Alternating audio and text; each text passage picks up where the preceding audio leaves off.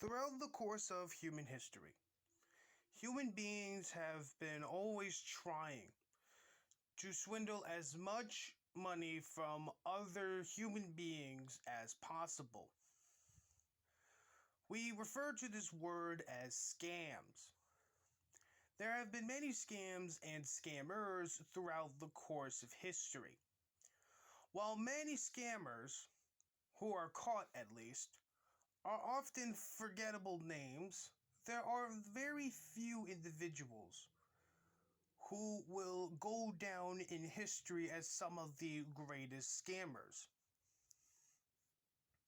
The best two examples I can think of, and no doubt many of you can think of, are of course Charles Ponzi, the man responsible for the famous, or in this case infamous, Ponzi scheme, and more recently, in our minds at least, Bernie Madoff, a man who implemented this Ponzi scheme in the early 2000s, and well, of course, he got caught.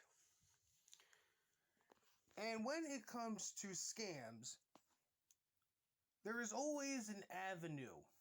There's always a place for people to commit scams. The internet and cell phones as a whole is nothing different. Every now and again, as I'm sure most of you, and I certainly have, you will no doubt have all received various phone calls from various scammers who pretend to be people that want to sell you car insurance or house insurance, or people that are calling you up saying that, there's an issue with your computer and they need to fix said computer, only for them to give you malware, and if you want the computer to be fixed, you have to give them X amount of money. And more recently, in fact, there are people, at least in the United States, pretending to be IRS agents, saying that you owe the IRS X amount of money. If they don't receive X amount of money before this certain date and time, they will arrest you, throw you in jail, and all that shit. And the internet as a whole is nothing different, of course. When we think of internet scams, one of the most prevalent ones in our minds is, of course, the classic Nigerian prince scam. Every now and again you will receive an email, or you would have heard of someone receiving an email stating that there is this Nigerian prince who is currently being held captive by rebels, or his father threw a bit of a tard fit because his son's golden AK-47 is more shinier than his, and as a result of this, he is now in jail. And if you wish to see the prince not get executed, you must give whoever is attempting to rescue said Nigerian prince X amount of money, so that the Nigerian prince can be saved and all can be well and all this shit. YouTube personalities, people that do YouTube and make videos for a living, also have done scams before. The most prevalent that I can think of is, of course, the Kilroy event. In 2017, early 2017, a bunch of these big right-wing anti-SJW skeptics, they were all gonna get together, and they were gonna bring along a bunch of leftists too. They were all gonna get together. They were gonna go to some fucking fairgrounds or some shit, some convention center. And they were gonna have a big old sit-down. And they were going to be able to discuss, politics and have debates, and it was going to be one big meeting of minds and all this shit. They were really hyping it up for quite some time. And what happened was, it turned out to be one big nothing burger. The person responsible for this base mama more or less ran off with all the money, and everyone more or less got fucked in the ass. Now, aside from the Kilroy event, there are also other YouTuber scams that I could surely think of. There's, of course, the time Ethan Ralph and Andy Worski last year in early 2019 scammed their fans out of thousands upon thousands of dollars for a GoFundMe where they were going to do this big IRL stream. You know, they were going to go to various states in the US, and you know, they were going to meet up with their fans. They were going to meet up with people who donated a whole lot of money. They were going to hang out with them. They were going to have a good time, have a couple drinks, have a couple of laughs. All in all, put on a great show for the people that donated. And as a result of that, well, it didn't go as well. What wound up happening was Ethan Ralph spent the entire fucking time in Miami drunk off his ass and sleeping at the hotel, while Andy Worski ran around and, well, did whatever Andy Worski does, which is basically be a fucking idiot. So we also got that. And aside from that also, we YouTuber personalities can also scam their audience ideologically. For instance, of course, again, Ethan Ralph. He likes to pretend, he likes to LARP as some big, massive, macho, far-right, alt-right man. You know, he likes to say he's down for the white people. He says, oh, you know, white lives matter and all this shit. When in reality, he's just nothing more but a closeted leftist and really, really loves black people. He will do everything he can within his power to hook up with black women in his area. He even married a brown woman, a Pakistani living in England. And aside from that, he also really loves black cuck porn. I kid you not. And we also, of course, we can't think, you know, if we're going to be talking about internet scams and internet scammers, we cannot forget about Mr. Dick Masterson and New Project 2 and the shit show that unfolded as of that. But the scammer I want to talk to about today is a woman who you all know by now. And that is, of course, Aydin Paladin. Now, why am I calling Aydin Paladin a scammer today? What has Aydin Paladin done that has warranted me to call her a scammer? Well,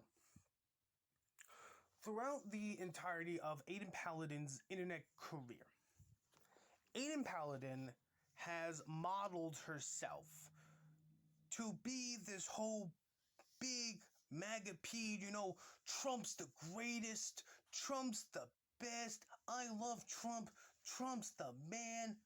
Every time Trump opens his mouth and the liberals I just get happy. You know, that type of person.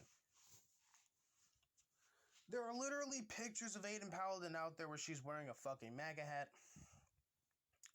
And of course, there's also the time she posted a picture of her tits on poll and held up a sticky note that says, I love you, poll, MAGA, and then the fucking date.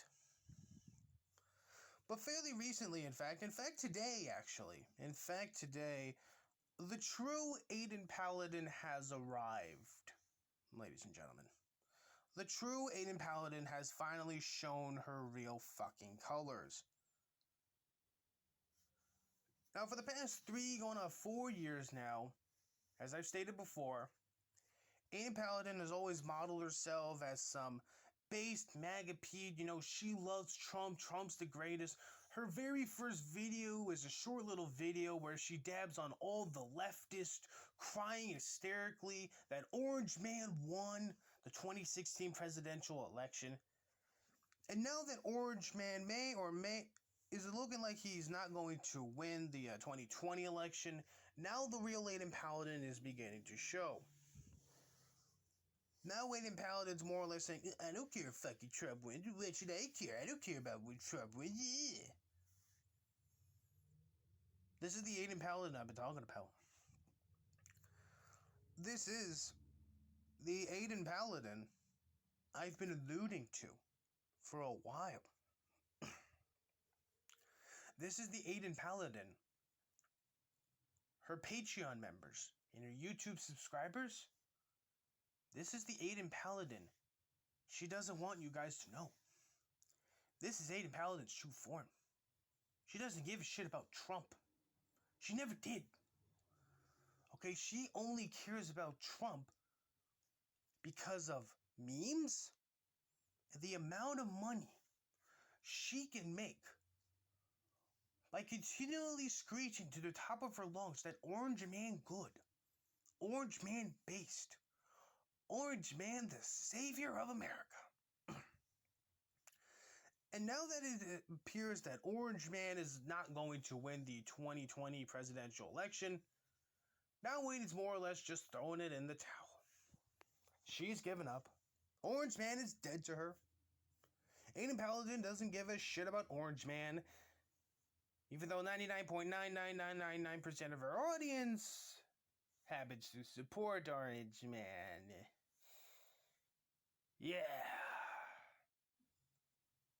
One of the things I love to do on Twitter is constantly make jokes about the status of Aydin Paladin's Patreon and her Patreon numbers. And the minute her Trump-supporting viewers begin to realize that Aydin Paladin is no longer on the Trump train, that she's pretty much abandoned them, oof, Patreon's gonna take a hit. It's gonna take a fucking massive fucking hit. And I can't wait. Because when that happens,